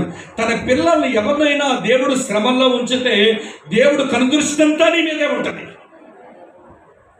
దేవుడు కనుదృష్టి అంతా నీ మీదే ఉంటుంది. రెండో విషయం ఏంటో తెలుసా? కంసాల వాడు ఎంతవరకు కాలుస్తాడనంటే ఆ కాలుతున్నటువంటి ఇనుము ఆ బంగారపు మొక్క నీరులాగా అయిపోయిన తర్వాత, కాలుతున్నటువంటి ఆ బంగారం నీరులాగా అయ్యాక ఇతని నీడ దాంట్లో కనబడితే తీసేస్తాడు బయటికి. ముష్టి లేదక, మల్లెం లేదక, నా నీడ దాంట్లో కనబడింది, నా ముఖం అందులో ఇంకెక్కువసేపు కాలితే బూడిదైపోద్దని తీసేస్తాడు. అలాగని దేవుడు తన పిల్లలను ఎంతవరకు శ్రమల్లో ఉంచుతాడనంటే తన స్వరూపం మనలో కనబడే వరకే. ఆయన పోలిక స్వరూపం మనలో కనబడితే ఇక శ్రమల్లో ఉంచడు, తీసి బయట పెడతాడు. అది అర్థం కాక నలిగిపోతామా? అర్థమవుతుందా? వ్యర్థమవుతుందా? ఎంతసేపు ఉంచుతాడు? ఆయన నీడ నీలో కనబడాలి. ఎక్కడ పెట్టి చూస్తాడు? కాల్చుకున్నప్పుడు తన ముఖాన్ని దగ్గర పెట్టుకొని నిన్ను కాలుస్తాడు శ్రమల కొలిమిలో. దేవా, నాకు శ్రమస్తే రాని కానీ నీ ముఖం నాకు దగ్గర ఉంటే చాలనుకోవాలి మనం. నన్ను కాలిస్తే కాల్చు ప్రభువా, నీ నీడ నాలో కనబడే వరకు కాలుస్తావనంటే కాల్చునైనా నీ స్వరూపం నాలో కనబడే వరకు అనుకుని బతకాలి. అలాంటి వాళ్ళే పరీక్షింపబడిన క్రైస్తవులు. అర్థమవుతుందా? వ్యర్థమవుతుందా? ఎన్ని చెప్పాను ఇప్పుడు మీకు? ప్రత్యేకించబడిన జీవితమే శ్రేష్టమైన జీవితం. ప్రభువును వద్దకొచ్చిన జీవితమే శ్రేష్టమైన జీవితం. పరీక్షింపబడుతున్న జీవితమే శ్రేష్టమైన జీవితం. 3 చెప్పాను, 4 చెప్తాను రండి, టైం అవుతుందిగా. హెబ్రీ పత్రిక 13వ అధ్యాయం 14 వచ్చిన చూడండి. 12, 13 అయిపోయినాయి. 14 వచ్చిన చూడండి. నిలువరమైన పట్టణం మనకిక్కడ లేదు గాని ఉండబోవచ్చున్న దానికోసం ఎదురు చూచుచున్నాము అన్నాడు. శ్రేష్టమైన జీవితం ఏంటంటే పరలోకం మీద దృష్టి పెట్టుకున్న జీవితమే శ్రేష్టమైన జీవితం. దీని మీద దృష్టించాలా? పరలోకం మీద. ఒక విషయం చెప్తాను, వినండి. ఒక విషయం, ఎందుకు మనం పరలోకం మీద దృష్టి పెట్టాలనంటే లూకాసు వార్త 10వ అధ్యాయం తెరవండి ఒకసారి. లూకాసు వార్త 10వ అధ్యాయం తెరవండి, చూపిస్తాను. లూకాసు వార్త 10వ అధ్యాయం నేను చదువుతున్నాను, వినండి. 20వ వచనం. అయినను దెయ్యములు మీకు లోబడుచున్నవని సంతోషింపక మీ పేరులు పరలోకమందు వ్రాయబడి ఉన్నవని సంతోషించండని వారితో చెప్పాను. ఎందుకు మనం పరలోకమే దృష్టి పెట్టాలి అంటే మన పేర్లు ఎక్కడ రాయబడ్డాయంట? వెరీ గుడ్, కరెక్టే చెప్పారు. ఫిలిప్పీలకు రాసిన పత్రిక 3వ అధ్యాయం తెరవండి ఒకసారి, చూపిస్తాను. ఫిలిప్పీలకు రాసిన పత్రిక 3వ అధ్యాయం చదువుతున్నాను, చూడండి ప్రియులారా. ఫిలిప్పీలకు రాసిన పత్రిక 3వ అధ్యాయం 20వ వచనం చదవండి. మన పౌరస్థితి, మన పేరేమో పరలోకంలో రాయబడింది, మన పౌరస్థితి ఎక్కడ ఉందట? పరలోకమందు ఉంది. మంచిది. మన ప్రభు ఎక్కడి నుండి వస్తాడట? అది వచనంలో చూడండి. అక్కడ నుండి ప్రభు అయిన యేసుక్రీస్తును రక్షకుల నిమిత్తం కనిపెట్టుకొని ఉన్నాము. మన ప్రభు ఎక్కడున్నాడు? చెప్పండి, అందరి నోటితో చెప్పండి. మన పేరు ఎక్కడ రాయబడింది? మన పౌరస్థితి ఎక్కడుంది? Very good. మన ప్రభు ఎక్కడి నుంచి వస్తాడు? పరలోకం నుంచి. మన నివాసం ఎక్కడుంది? రాజా అనకండి. యోహాను సువార్త 14:2-3 ప్రకారం మన నివాసం పరలోకమందుంది. మరి మన జీతం ఎక్కడుంది? ప్రకటన గ్రంథం 22వ అధ్యాయం, ప్రకటన గ్రంథం 22:12 ప్రకారం, ఇదిగో త్వరగా వస్తున్నాను, వాని క్రియ చొప్పున ప్రతి వానికి ఇచ్చుటకు నేను సిద్ధపరిచిన జీతం నా యొద్ద ఉన్నది అన్నాడు. మన జీతం ఎక్కడుందట? ఇప్పుడు అందరు గట్టిగా చెప్పండి, వరుసగా అడుగుతాను. మన పేరు ఎక్కడ రాయబడింది? మన పౌరస్థితి ఎక్కడుంది? మన ప్రభు ఎక్కడున్నాడు? Very good. మన నివాసం ఎక్కడుంది? పరలోకంలో. మన జీతం ఎక్కడుంది? చాలా బాగా చెప్పారు. మన మనసు ఎక్కడుంది?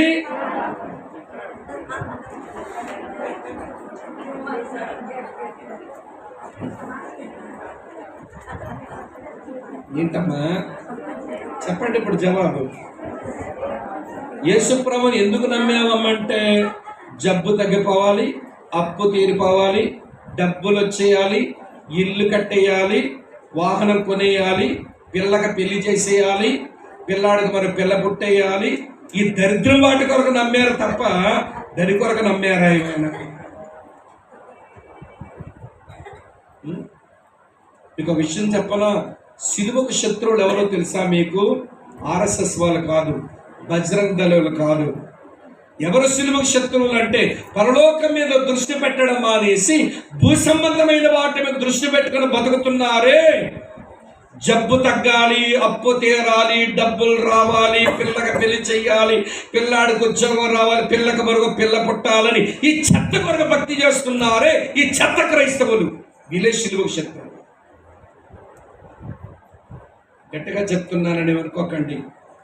ఈ రోజున 100 మంది క్రైస్తవులను అడిగితే ఎందుకు యేసు ప్రభువుని నమ్మేమంటే వాళ్ళ దృష్టి అక్కడ లేదండి, వాళ్ళ దృష్టి ఇక్కడ ఉంది.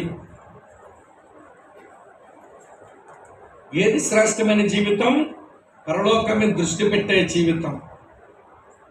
ఆ దృష్టి పెట్టే వాళ్ళు చివరి అడిగానే ప్రశ్న, నీ మనసు ఎక్కడుంది అంటే పరలోకం మీదనే చెప్పగలగాలి. పరలోకం ముందున్న ప్రభు మీదే మా మనసు అని చెప్పాలి. అంతేగాని ప్రియులారా, ఎందుకమ్మా నమ్మావు? ముక్కు శివుడు కారుతుందట, తగ్గిస్తాడని వచ్చిందట చేతి, నీ ముక్కు శివుడు తగలయ్యా. ముక్కు శివుడు కారితే మందులు వేసుకుంటే 10 రోజులు ఉంటుంది, మందులు వేసుకోకపోతే 7 రోజులు ఉంటుంది. మీకు అర్థం కాదా? అది అర్థమైందా?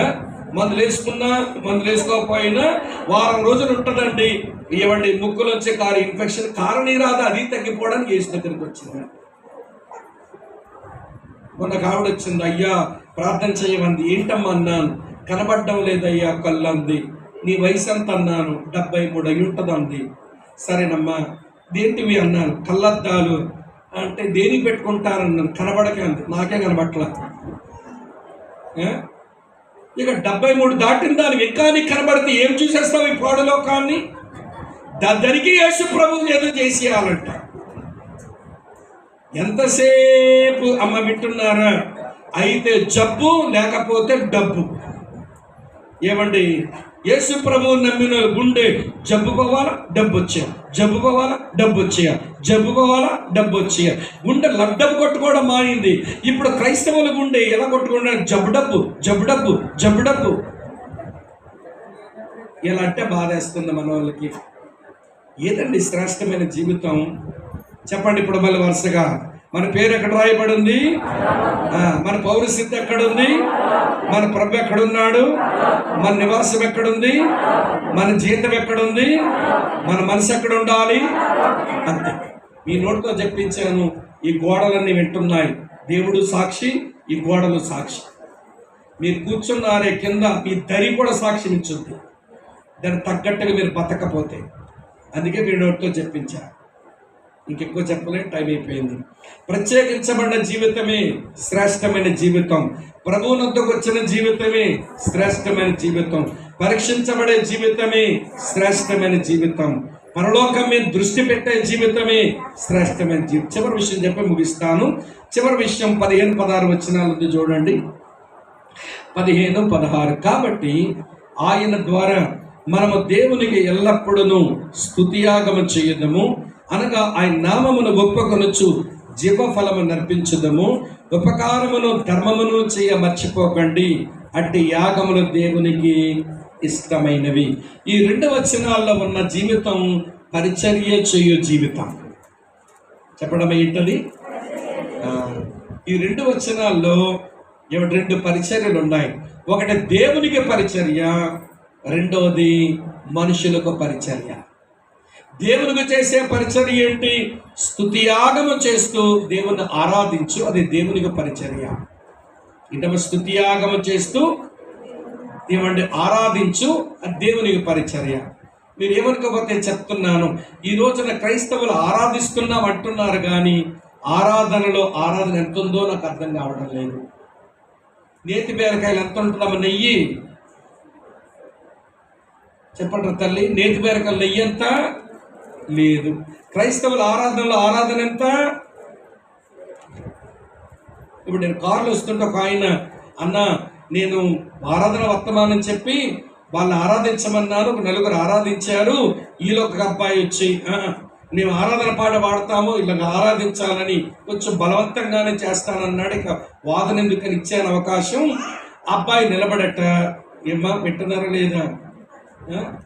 ఆరాధనలో పాడుతూ పాట ఏ పాట పాడేంట? నువ్వు ఉంటే నాకు చాలు యేసయ్యా, నీ వెంటే నేను ఉంటానేసి. అది ఆరాధన పాట ఏంటి? మ్యూజిక్ బాగుందని, పాడడానికి బాగుందని ఈ పాట ఆరాధన పాడుతున్నారు ఈ రోజుల్లో. నువ్వు ఉంటే నాకు చాలు యేసయ్యా, నీ వెంటే నేను ఉంటాను యేసయ్యా, నీ తోడు చాలయ్యా, నీ నీడ చాలయ్యా, నీ చూపు చాలయ్యా, నీ మాట చాలయ్యా. ఇది ఏమిటంటే కోరిక పాట అండి. మన హృదయంలో దేవుని ఎడలో ఉన్న కోరికను చెప్పుకొని నీ తోడు నాకు దయచేయమని అడగడం. ఒక మాటలో ఇందులో ఆరాధన లేదు, అభ్యర్థన ఉంది. ప్రార్థన పాఠం తీసుకొచ్చి ఆరాధన పాడేవని మురిసిపోతారేంటి? తర్వాత ఆ పాట అయ్యాక ఇంకో పాట ఇస్తాడంట, ఏంటన్నా? రాజాని భవనములో. తర్వాత ఏంటన్నా? పాడము ఈ పాట, అందుకని మిమ్మల్ని అడుగుతున్నాను. రేయింబవలు వేచి ఉందును. ఇది ఆరాధన, కమిట్మెంట్ అని చెప్పండి, నాకు అడుగుతాను. ఇది తీర్మానం దేవునితో చెప్పడమా లేక దేవుణ్ణి ఆరాధించడమా? రాజా నీ భవనములో రేయింబవలు వేచి ఉంటాను అని ఒక కమిట్మెంట్, తీర్మానం దేవునితో చెప్తున్నామా? దేవాలు ఇటువంటి వాడని పొగుడుతున్నా మనకంటే హైందవులే నయమేమో. ఆరాధించినప్పుడు ఓం కేశవాయ స్వాహ, ఓం మాధవాయ స్వాహ, ఓం గోవింద స్వాహ, ఓం నారాయణ స్వాహ అని దేవుని నామాలెత్తి, దేవుని సుగుణాలెత్తి, దేవుని కార్యాలెత్తి నువ్వంత గొప్పవాడవయ్యా అని పూజిస్తున్నారండి, పొగుడుతున్నారండి. అదండి ఆరాధన. వీళ్ళు చేసేదేమో ఆరాధన, వలకాడు. మ్యూజిక్ తగిలితే బాగుంటుంది కాబట్టి, కొంచెం ఊపు కూడా వస్తుంది కాబట్టి ఏమండి ఇది ఆరాధన అంట మన వాళ్ళకి. అసలు ఏమనుకోవాలి నాకు అర్థం అవడం లేదు. మరి మీకు అర్థమైతే చెప్పండి. జీవనదిని టరడరడ నా హృదయములో టరడరడ ప్రవహింపచేయుమయ. ఇది ఆరాధన, ప్రార్థన. చెప్పండి వస్తారు. ఆరాధన, ప్రార్థన అని చెప్పండి నాకు. మరి ఆరాధించామని పాట ఆరాధించామని మురిసిపోతున్నారంటే, ఒరే నన్ను ఆరాధిస్తున్నామని నిలబడి మళ్ళీ అడుక్కుంటారంట మరి నా దగ్గర నుంచి. ఏమిటి మీ ఆరాధన?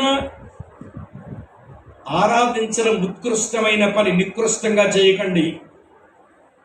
అబీహు నాదాబులే ఆరాధించడానికి వచ్చారు, అన్నయ్య సప్పీరాలే ఆరాధించడానికి వచ్చారు.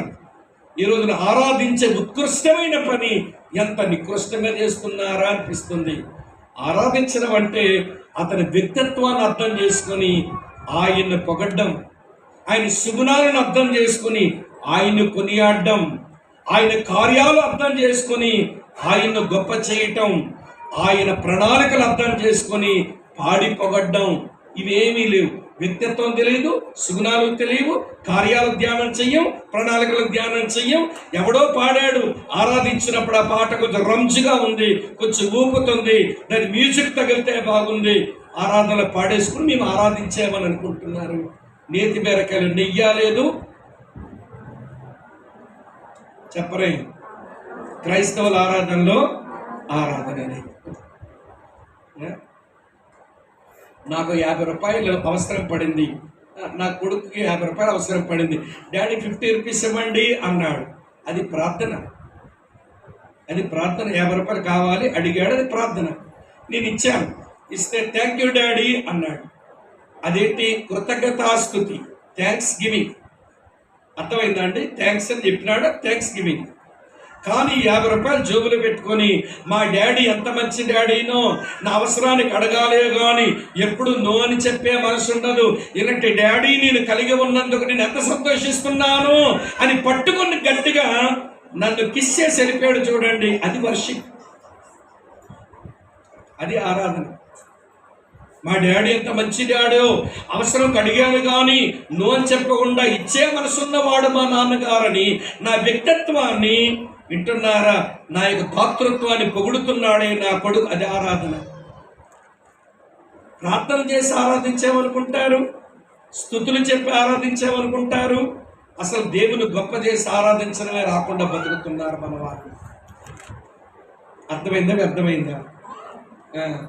ప్రార్థన చేసి ఆరాధించేవని మురిసిపోకండి. ప్రార్థనలు చేసి ఆరాధించేవని మురిసిపోకండి. ప్రార్థన పాటలు పాడి ఆరాధించేవని మురిసిపోకండి. మేము పాడతాం ఆరాధించిన పాటలు, కానీ అది వర్షిప్ సాంగ్స్ అయి ఉండి తీరాల్సిందే. ప్రభుని కొనియాడే పాటలు అయి ఉండాలి. అర్థమవుతుంది? నీకేమైనా పులుమడుతుందా? అర్థమవుతుందా? వర్షిప్లో పాడుకుంటామండి, మంచి పాటలే పాడతాం. సరిపోయిన వాడవయ్యా యేసు మాకందరికి, పరిశుద్ధ దేవుడవయ్యా చేరాము నీదరికి, అది వర్షిప్. పడకుండా నిలబెట్టుటకు సరిపోయిన వాడవయ్యా, అది వర్షిప్. అమ్మ అర్థమవుతుందా? ఓ అబ్రహాం, ఇస్సాకు, ఇశ్రాయేలు దేవా, అది వర్షిప్ పాట. అర్థమవుతుందా? దేవుని వ్యక్తిత్వాన్ని, దేవుని సుగుణాలను, దేవుని కార్యాలను, దేవుని ప్రణాళికలను ఈ లేఖనాల్లోంచి గ్రహించి వాటిని బట్టి దేవుని పొగడ్డం, పాడి పొగడ్డం, అది ఆరాధన. ప్రార్థించే ఆరాధన అంటారేంటి? వింటున్నారా లేదా? కమిట్మెంట్ పాట ఆరాధన అయింది ఈ రోజుల్లో. తీర్మానం చేసుకుని పాడుతుంటారు, తీర్మాన పాటలు ఉంటాయి, అది వర్షిప్ పాట అయిపోయింది ఈ రోజుల్లో. నొచ్చుకోకండి, మార్చుకుంటే బాగుపడతాం మనం. నొచ్చుకుంటే ఏమొచ్చుంది? 2 రోజులు నా మీద కోపం ఉంటుంది, తర్వాత నేను కనబడను, మీరు మర్చిపోతారు.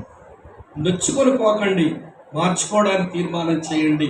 దేవునికి పరిచర్య, స్తుతియాగము చేస్తూ ఆరాధిద్దాము. రెండోది ఏంటో తెలుసా? దేవునికి పరిచర్యలో ఆయన నామాన్ని ఒప్పుకుంటూ సువార్త పని చేద్దాం. నా నామాన్ని ఒప్పుకోండి, అది నాకు సేవ. స్తుతియాగము చెయ్యండి, ఆరాధిస్తా, అది నాకు సేవ. నా నామాన్ని ఒప్పుకోండి, వీధుల్లోనికి వెళ్ళి మీ ఇంటిలో మీ కుటుంబ సభ్యుల దగ్గర నా నామాన్ని ఒప్పుకోండి. నా నామము తెచ్చే రక్షణ, నా నామం వల్ల కలిగే ప్రయోజనం, హెచ్చించబడిన నామాన్ని ఒప్పుకోండి. నామమును ఒప్పుకుంటూ సువార్తన చెయ్యాలి, స్తుతియాగం చేస్తూ ఆరాధన చెయ్యాలి, అది దేవునికి పరిచర్య. ఇప్పుడు మిమ్మల్ని అడుగుతాను ఒక మాట, ఆయన నామాన్ని ఇంట్లో ఒప్పుకొని సువార్త చెప్తున్నామా కుటుంబ సభ్యులకు? ఆయన నామాన్ని ఒప్పుకుంటూ మన వీధుల్లో ఎవరికైనా సువార్త చెప్తున్నామా? వాళ్ళ మందిరాన్ని తీసుకుని వస్తున్నామా? ఏది దేవునికి పరిచర్య? ఆమె ఇక్కడ ఉన్నారా లేదా మీరు? రెండో విషయం, మనుషులుగా పరిచర్య చేద్దాం. మనుషులకు పరిచర్య చేసినప్పుడు ఏం చేయమన్నాడంటే, ఉపకారం చెయ్యండి. ఉపకారం చేస్తే అవతల వ్యక్తి రేపో మాపో ప్రత్యుపకారం చేస్తాడు, తీసేసుకో. ఉపకారం చెయ్యు, ప్రత్యుపకారం కొరకు ఎదురు చూడు, ఇస్తే తీసేసుకో, ఇవ్వకపోయినా దేవుని స్తోత్రం అనుకో. అవి అర్థమవుతుందా? ధర్మం చెయ్యు, అటువైపు నుంచి ఏదో వస్తుందని ఎదురు చూడద్దు. రోడ్డు మీద అడుగుతున్న వాడి 10 రూపాయలు ఇచ్చావండి, ఈవేళ ఇది 10 రూపాయలు ఇచ్చాను, రేపు నా 15 రూపాయలు ఇవ్వాలని ఎదురు చూసావంటే అసలు ముష్టోడు ఆడు కాదు, నువ్వు ముష్టిదాన్ని, ముష్టి మొహం దాన్ని. 10 రూపాయలు ముష్టి పెట్టి ధర్మం వేసి 15 రూపాయల కొరకు ఎదురు చూస్తున్నావంటే ముష్టి భాగోతం కాకపోతేను. ధర్మం చేసినప్పుడు అవతల వైపు నుంచి ఏమొస్తుందని ఎదురు చూడకూడదు. దేవుని పిల్లలకు సంఘములో ఉన్నటువంటి అవసరములు ఉన్న వారికి ఉపకారం చెయ్యాలి. సంఘంలో కానీ సంఘం బయట కానీ ధర్మం అవసరం వాళ్ళకి ధర్మం చెయ్యాలి. ధర్మాన్ని పట్టించేవి రాదు, ఉపకారానికి ప్రత్యుపకారం వస్తుంది. మిట్టుకు మన సంఘంలో విధవరాలు ఉందనుకోండి, ఎప్పుడూ పాప అదే పాత చీర కట్టుకొస్తుంది, కొంచెం కన్నాలు పడిపోయింది, మురికి అయిపోయింది, ఆమెకి ఎవరూ లేరు. మన సంఘంలో మనతో ఆరాధిస్తుంది. నీ బీరువాలో గోల్డెన్ చీరలు ఉన్నాయి, ఒక 2 చీరలు తీసుకుని వచ్చి, ఆంటీ దేవుడు నాతో మాట్లాడాడు, ఇగోండి మీ పరిస్థితి నేను ఎరుగుదును, దేవుడు మాట్లాడిపిచ్చానంటే మీరు వేరు కనుక్కోకుండా 2 చీరలు కట్టుకొని వాడుకోండి అని ఎప్పుడైనా ఇచ్చే గుణం ఉందా? అసలు నీ బీరువాలున్న 365 రోజులకి 365 చీరలున్నా కొన్ని చీరలకు దినవరాకు ఏడుస్తున్నాయి లోపల. నన్ను ఎప్పుడు కట్టకు తిరగదే, నన్ను ఎప్పుడు కట్టుకు తిరగదే అని ఏడుస్తున్నాయి లోపల కొన్ని చీరలు. అందులో 2 చీరలు తీసుకొచ్చే విధవరాలకి ఇచ్చి దేవుని నామాన్ని ఘనపరచవలసిన అక్కడికి బుద్ధి ఏమైనా ఉందా అండి? పాపం ఆవిడకి హాస్పిటల్ తీసుకెళ్ళడానికి ఎవరు లేరు, జబ్బు పట్టింది. ఆంటీ పదండి హాస్పిటల్కి వెళ్దాం. డబ్బులు లేవమ్మా, డబ్బుల గురించి మీరు ఎందుకు ఆలోచించడం, రండి నేను తీసుకెళ్ళి చూపిస్తా అని ఒక పేద విధవరాల గురించి, ఎవరు లేని అమ్మ గురించి ఒక 1000 రూపాయలు ఖర్చు పెట్టడం వచ్చా నీకు? చెప్పండి. ఇప్పుడు ఏది మనుషులుగా పరిచర్య? మనుషులుగా పరిచర్యలో ఉపకారం చేయి, ఇవ్వగలిగినోడికి తిరిగి ప్రత్యుపకారం చేస్తాడు. ఇస్తే తీసుకో స్తోత్రం, ఇవ్వకపోయినా పరలోకంలో ఫలం ఉంటుంది. ఇవ్వలేని వాళ్ళు ఉన్నారు, విధవరాలు, దరిద్రులు. ధర్మం చేయి, అటువైపు నుంచి మళ్ళీ ఏమి ఎదురు చూడద్దు, దానికి నీకు లాభం వస్తుంది. కనుక వినండి, శ్రేష్టమైన జీవితం ఏంటనంటే ఇటు మనుషులుగా పరిచర్య, అటు దేవునిగా పరిచర్య చేసే జీవితమే శ్రేష్టమైన జీవితం. అర్థమైందా తల్లి? ఏమంటారు? శ్రేష్టమైన వ్యక్తి దగ్గరకు వచ్చారు, శ్రేష్టమైన నిబంధన కింద చేరారు, శ్రేష్టమైన రక్తములో కడగబడ్డారు, శ్రేష్టమైన స్వాస్యం కొరకు వచ్చారు, శ్రేష్టమైన దేశం కొరకు భక్తి చేస్తున్నారు. కనుక మీ జీవితం శ్రేష్టమైనదిగానే ఉంచుకోవాలి. ఆ శ్రేష్టమైన జీవితం ఎలా ఉంటుందంటే ప్రత్యేకించబడిన జీవితం, ప్రభువు వద్దకు వచ్చిన జీవితం, పరీక్షింపబడుతున్న జీవితం, పరలోకం మీద దృష్టి పెట్టిన జీవితం, చివరి మాట పరిచర్య చేసే జీవితం. అబ్బిందా మనకు? చెప్పండి. ఈ జీవితం అలవాటు అయిందా? అలవాట్లో ఏదైనా అనుభవం ఉంటే దేవునికి స్తోత్రం, లేకపోతే ప్రభువా ఇలాంటి శ్రేష్టమైన జీవితం నాకు నేర్పించవా, నాకు తెలియదు అమాయకురాల్ని, నాకు తెలియదు అమాయకుడిని, నేర్పించు ప్రభువా, నేర్చుకుంటాను. నువ్వు నా చెయ్యి పట్టుకుని నడక నేర్పించు ప్రభువా. ఎఫ్రాయిమును నేను చెయ్యి పట్టుకుని నడక నేర్పించానన్నావే, మాకు కూడా చెయ్యి పట్టుకుని నడక నేర్పించు నాయన, ఈ శ్రేష్టమైన జీవితం గురించని దేవునికి అప్పగించుకుందాం. తప్పు నాది కాదు, 15 నిమిషాలు ఎక్కువైంది. మీరు ఆసక్తిగా వినడమే మీ నేరం, అందుకే 15 నిమిషాలు పెంచారు. మీరు వెనకాట కొంచెం ఆసక్తి తగ్గినట్టే సొరకా మొక్కలో ఉంచుకుని ఉంటే 1:30కే ఆపేవాడిని. 15 నిమిషాలు ఎక్కువ చెప్పాల్సి వచ్చింది. ఇవి అవసరం, మళ్ళీ నేను చెప్పలేను ఆ పాయింట్ని, అందుకే కొంచెం వివరించి చెప్పాను. చెప్పండి ఒకసారి. శ్రేష్టమైన జీవితంలో 5 అనుభవాలు, అన్నీ ప్రభు మనకు అనుగ్రహించినట్లు ఆయన కృపను కోరుకుందాం. తల వంచండి, కళ్ళు మూసుకోండి. మోకరించే వెసులుబాటు ఉన్న మోకరించండి, కుర్చీలు ఉన్న దిగండి, తప్పలేదు. మోకరించండి. ప్రభువా, శ్రేష్టమైన క్రీస్తు దగ్గరకు మమ్మల్ని పిలిచావు, వచ్చాము. శ్రేష్టమైన నిబంధన కింద మమ్మల్ని ఉంచావు, నీకు స్తోత్రం. శ్రేష్టమైన నీ కుమార రక్తములో కడిగావు, నీకు స్తోత్రం. శ్రేష్టమైన స్వాస్యానికి మమ్మల్ని సిద్ధపరుస్తున్నావు, నీకు స్తోత్రం. శ్రేష్టమైన దేశానికి మమ్మల్ని నడిపిస్తున్నావు, నీకు వందనాలు నాయన. అలాంటి శ్రేష్టమైన వాటి కొరకు వచ్చిన మేము శ్రేష్టమైన జీవితం జీవించడం మాకు నేర్పించండి. శ్రేష్టమైన జీవితానికి కావలసింది ప్రత్యేకించబడిన జీవితం కదా. నాలో ఇంకా ప్రత్యేకత రాలేదు నాయన, దయచేయండి. ప్రభువునంతకు వచ్చిన జీవితం కదా, అది రాలేదు, నాకు సహాయం చేయండి. పరీక్షించబడిన జీవితం కదా, పరీక్షలు తట్టుకోలేక పారిపోతున్నాను, పరీక్షల నుంచి క్షమించండి. నిందలు వచ్చినా, తలవంపులు వచ్చినా, కన్నీరే మిగిలిన, కష్టమే వచ్చినా అవి కొద్ది కాలమే కదా ప్రభువా. దాని తర్వాత నా దీవెనలోకి నన్ను నడిపించండి. అయ్యా పరలోకం మీద దృష్టి పెట్టడం నాకు నేర్పించండి. పరిచర్య చేసే జీవితం నాకు ఇవ్వండి నాయన. నీకు పరిచర్య చేయాలి, నా చుట్టూన్న మనుషులకు నేను పరిచర్య చేయాలి అలాంటి బ్రతుకు దయచేయండి. ఎవరికారే ప్రార్థన చేసుకోండి. మీ స్వరం మీ చెవికి వినబడేలా ప్రార్థన చేసుకోండి. మీ స్వరం మీ చెవికి